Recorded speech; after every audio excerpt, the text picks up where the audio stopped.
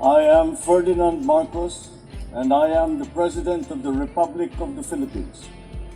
I stand today on behalf of 110 million Filipinos. Hello people, hello words, and hello Philippines. It's me again guys, Let's Talk Vlog. Shout out sa lahat ng mga Pilipino sa buong daigdig. It's me again guys, Let's Talk Vlog. Mayroon tayong update videos for everybody. Ito, na naman ang ating mahal na Pangulo, mga kababayan. Hindi na talaga mapipigilan. Ito, ang working president, maglalakbay na naman sa buong mundo, mga kababayan. Ito po ay maghahanap na naman ng trabaho, di ba? At papaano lalong pagandahin ang ekonomiya ng bansang Pilipinas. Agoy. Ito po guys ay departure press briefing ng Asian Gulf Cooperation Council Summit dyan po sa Riyadh, Saudi Arabia this coming October 19. Lilipad na naman ang Pangulo para maghanap ng trabaho. Agoy, maraming mga importanteng bagay ang kanyang pagpunta. Madalian lang yan ang kanyang pagpunta. Kumbaga, back and forth. Wow. Siyempre guys, kasama po ang kanyang mga economic teams. Nandyan po lagi ang roundtable meeting. Siyempre, bilateral meeting with the famous businessman sa buong kapuluan ng mundo. Para kompleto, detalyado, pakinggan nyo po si ASEC Daniel Espiritu. Siya na po ang magsalaysay sa lahat ng mga kaganapan sa darating na Asian Gulf Council Summit dyan po sa Saudi Arabia. Riyadh, yan. Alam niyo ang Pangulo guys, nakikita ko dito, parang talagang ipopromote niya, mga kababayan, ang isang napakahalagang bagay. Ang tinutukoy ko dito guys, walang iba kundi ang Maharlika fans. So, panoorin nyo. But before that guys, don't forget to like, hit the button bell, and don't get that side, and subscribe na rin po kayo para sa ekonomiya ng ating channel. See you again guys sa aking next live and live videos. Bye, bye, bye. Babush! God bless Philippines! Magandang umaga, Malacanang Press Corps, and welcome to our press briefing today, our pre-departure briefing ngayong araw, October the 16th. This week, President Ferdinand R. Marcos Jr. will participate in the first ASEAN Gulf Cooperation Council, or GCC Summit in Riyadh, Saudi Arabia. Apart from the summit, the President will meet with the Filipino community and Saudi Arabian business leaders. We have here today Department of Foreign Affairs Assistant Secretary for the Office of ASEAN Affairs, Daniel Espiritu, to discuss details about the upcoming ASEAN GCC Summit and other activities in Riyadh. Good morning, ASEC Espiritu. Yeah, good morning, Daphne. Go ahead. And good morning also to our Malacanang Press Corps. Hi. It's a pleasure to be with you again. Okay, can start your briefing. Do we start? Okay. Okay, as Daphne said, the President will be participating at the first ASEAN GCC Summit, which will be held in Riyadh at the Ritz-Carlton Hotel on October 20, 2023. It will be a short affair. It's just a one-day meeting, but it will be preceded by a Filipino community meeting, hopefully in the morning of the same day, October 20. So the President will fly in on October 19, and then he will be leaving the venue right after the dinner on October 20, right after the summit. So it will be very fast, no?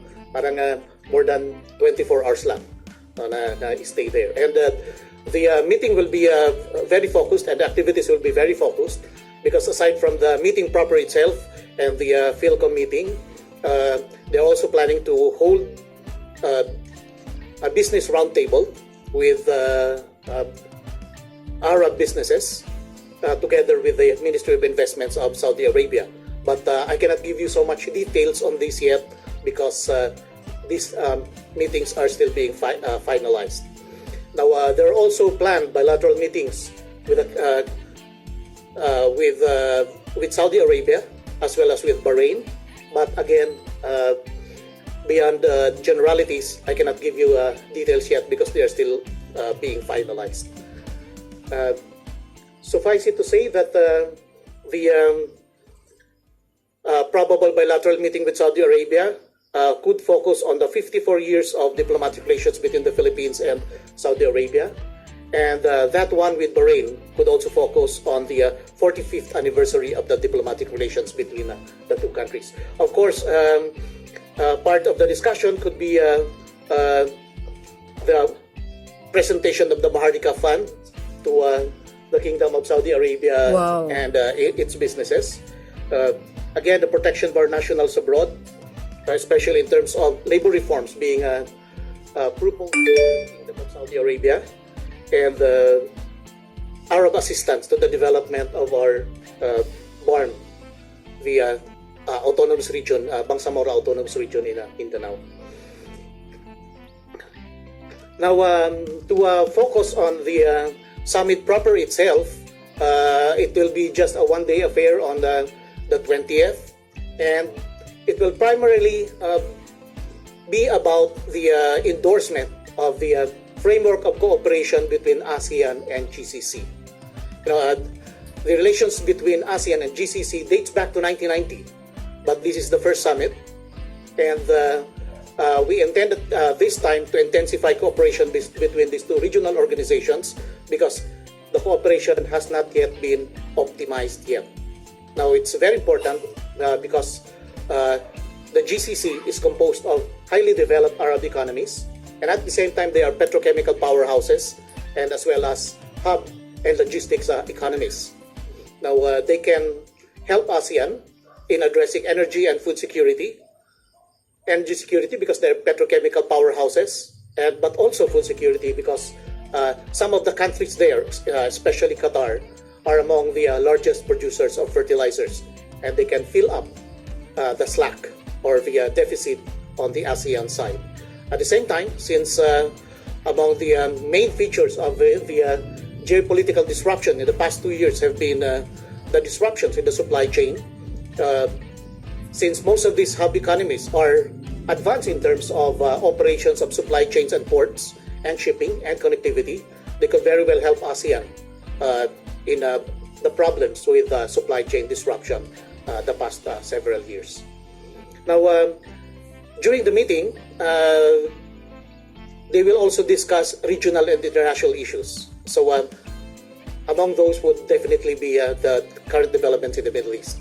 But we have to remember that these countries are not exactly directly involved in the conflict. So probably the discussion will dwell on generalities on this. Focus will be given more on the endorsement or the noting of the framework of cooperation between ASEAN and GCC for the years 2024 to 2028, as well as on the joint statement of the summit. I guess I'll stop there for now. It will be very fast anyway. So, yes, please. Go ahead, Maricel Halili, TV5. Hi sir, magandang umaga po. Sir, bakit po ganun lang kaikli yung pagbisita ni Presidente sa Saudi? Kasi parang lumalabas na overnight lang, no? Kasi we thought at least mag-start siya ng November 18. So hindi po ganun yung nangyari. Well, ang difference kasi nito sa iba nating summits is that most of our other summits are composed of several meetings. And in fact, most of them usually start with a senior officials meeting and a ministerial meeting. And usually naman, isang araw lang or maximum of 2 araw yung the ones involving the president. No? But this time, yung SOM meeting, nauna na sa amin among ASEAN, and then hindi na tinuloy yung ministerial meeting. Nagkaroon naman ng pagpupulong on that sa side ng UN noong September. So, mas minabuti na tutukan na lang yung pagpupulong ng mga leaders. No? And as I said, medyo nasa nascent stage pa tong cooperation between ASEAN and GCC. No? So, actually, the importance of this meeting is that it will set the tone for the forward movement of this cooperation between GCC and ASEAN. So, hindi kasi ito hindi ito as active as the other cooperation partners. So, ngayon, we're going to make it more active by focusing on political security, economic, and socio-cultural collaboration. Now, I can only dwell on the generalities. Although napasa na yung framework of cooperation for 2024 and 2028, in the interest of time, let me just say that under political and security cooperation, it will include the intensification of meetings between GCC and ASEAN, especially between its secretariats. Then there will also be activities of cooperation or areas of cooperation on counterterrorism and transnational crime. Cooperation between the GCC pole and the ASEAN pole, that is the parang Interpol ng ASEAN and the GCC. So these are the areas na pagtutulungan, including anti-piracy, because if you look at it, these two regional areas are actually astride the two most important sea lanes of trade and communication in the world. You know, the Arabian Sea, which includes the Suez Canal and the Red Sea, as well as the Persian Gulf, and then the South China Sea, both of which are actually the avenues for more than half of global trade, no, and shipping. Now, so both are very important for the stability and for the stability of international commerce, and from that derives the continued prosperity not only of their regions, of the GCC region and the ASEAN region, but also of the rest of the world. Kasi most of the trade of the rest of the world passes through these two international sea lanes or sea gates. So that's very important for us that we have this cooperation on security. And at the same time, as I said kanina, since these are petrochemical powerhouses, GCC can assist ASEAN in addressing our energy security needs. And of course, food security needs, as sabi ko kanina, among the countries here, especially Qatar, produce fertilizers. And then these are hub economies. And actually, these countries are awash in terms of investment funds that we can use in the region. ASEC Espiritu, thank you for explaining the significance of the relationship between the Gulf economies and ASEAN. I'm just wondering, why is this the first summit between the two, considering they've had a relationship since 1990? Yeah, that's true. It seems that since our relationship started in the 1990s, we were so engrossed with community building activities. If you will look at it, even ASEAN only achieved what we can call a community status in 2015. No? And even then, the economic integration in ASEAN is not yet perfect. We're still far from the usual model, the European Union model.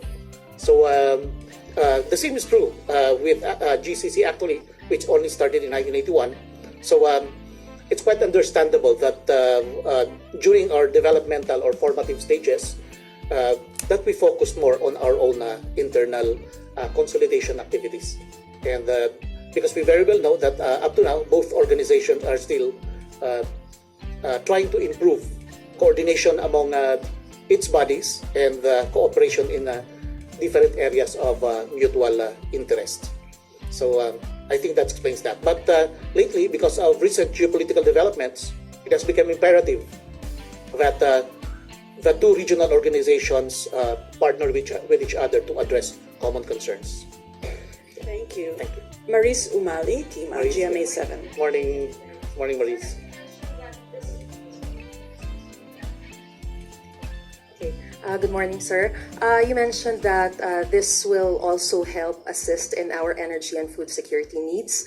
Does this mean that after this summit, we'll be expecting more rollbacks rather than price hikes in terms of petroleum products? Because one of the causes of threats to transport strikes, including the one that we're having today, is because of the continuous price increases in petroleum products. Okay, actually we're going far ahead now. Because so far we're only, at this point we're still talking of possible cooperation on supply activities. But anyway, indirectly yes, because among the, of course, the basic root of the high energy prices are, of course, shortages and instability in the region. If the two regional organizations can cooperate on that and assure each other continued and reliable supply, in spite of what we call the vicissitudes of energy economics and geopolitical instabilities, then we can more or less assure each other of, or we could rather assure ASEAN of continued and consistent volume of supply throughout the year. Now, with that, we can mitigate the higher prices of oil in ASEAN. Yeah. Okay. Left Narciso, DCRH. Good morning, sir. Hi, good morning. You mentioned about labor reforms as part of discussion sa bilateral meeting with Saudi. Will the President follow up on settlement of the unpaid salaries of more than 10,000? Actually, that is in the agenda. Yeah. Thank you.